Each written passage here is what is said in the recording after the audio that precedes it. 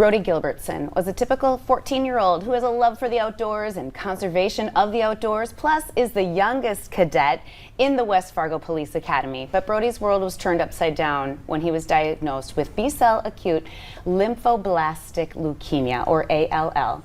Brodie is here today with us, along with his mom, Vanessa, and Officer Travis Johnson of the West Fargo Police Department. Welcome, everybody. Good morning. Good morning. Thank you so much for being here with us. Brodie, how you feeling today? I'm feeling pretty good today. Yeah? Good. Overall spirits? Pretty good, I'd say. Considering everything? Yeah. Yeah. Mom? No. Vanessa? I mean, no mother wants, to hear this, to hear that their child has cancer. He wasn't feeling very well. Tell us how that all started with Brodie. Just a week ago, right? A couple weeks ago, we had gone in on a Sunday to get a flu shot. Within a couple hours, he had a fever and wasn't feeling good. And it kind of lasted a couple days. The school nurse sent him home Tuesday with swollen lymph nodes and a fever. And I emailed the doctor through my Sanford chart and said, hey, how long should I expect this to last? And he goes, he needs to come in and be seen. Oh. We were in by noon, and by 2 o'clock we had a diagnosis of leukemia, and we're being directed to go right to the hospital. And symptoms were just He literally had flu symptoms, is what I symptoms. felt like he had. He was very lethargic, had a fever. I think there was a fever underlying from other things because his fever lasted quite a few days. Okay. But I just honestly, it all presented as mono at first, and that was kind of false hope because it turned out to be something more. Something much more. And so I know we're going to have some photos kind of going up of Brodie, just what you had to go through in the hospital. What did that feel like? Oh, it felt very tiring after a while. It got a lot. Poking and prodding. Yeah. Yeah, lots of tests. A lot. Things like that. So how long did you have to stay in the hospital? 9 days. Okay, quite a while. Yeah. Yeah, that's a long time for any kid to have to sit still. Yeah, it is. So what will Brodie have to do? What will he go through in the next So he will. weeks, So I only months? get a glimpse of the first little part of it. So it'll be the 4 weeks of chemo right now. Then he'll get a week off, and then, provided his numbers look good, he'll go into another 8 weeks of treatment. But it's looking like it'll be a 2.5 to 3 year process. But the good news is it's one of the most curable childhood leukemias. So that, I guess, if you're fortunate with anything, that's one of it. Yes, and that's what that's the good news of it all. So long road ahead. We'll talk a little bit about GoFundMe page soon and what we're doing with that. But let's talk a little bit also about the fact that you're a cadet with the West Fargo Police Academy. When did you get involved with that?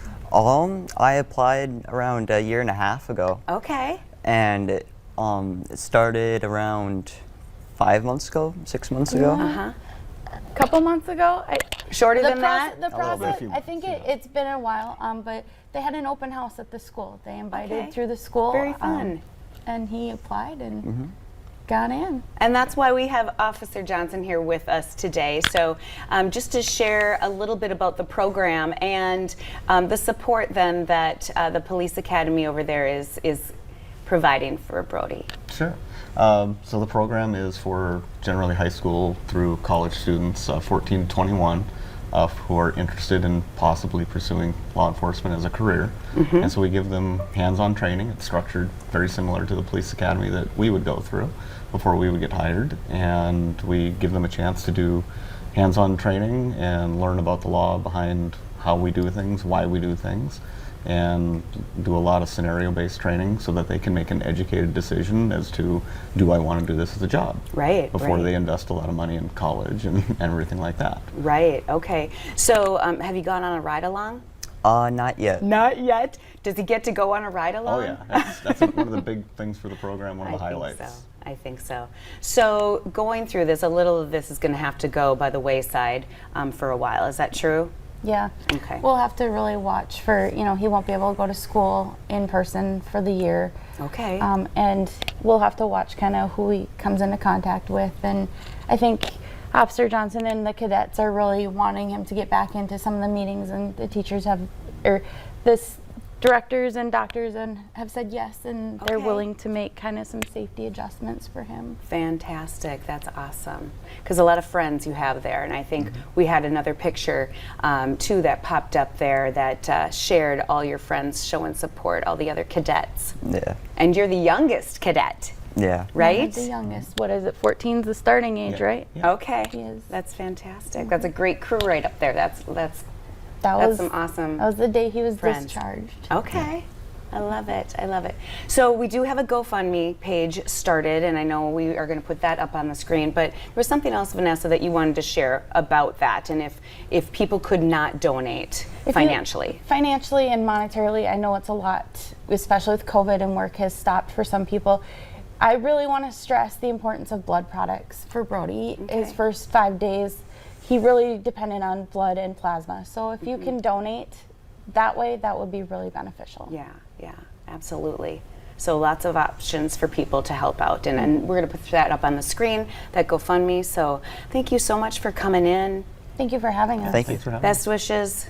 Good Thank luck you. for everything that's coming up for you, and hang tough. Thank you. Thank you. Thank you. Coming up on today's show, how Medicare and VA benefits work together to cover our nation's veterans.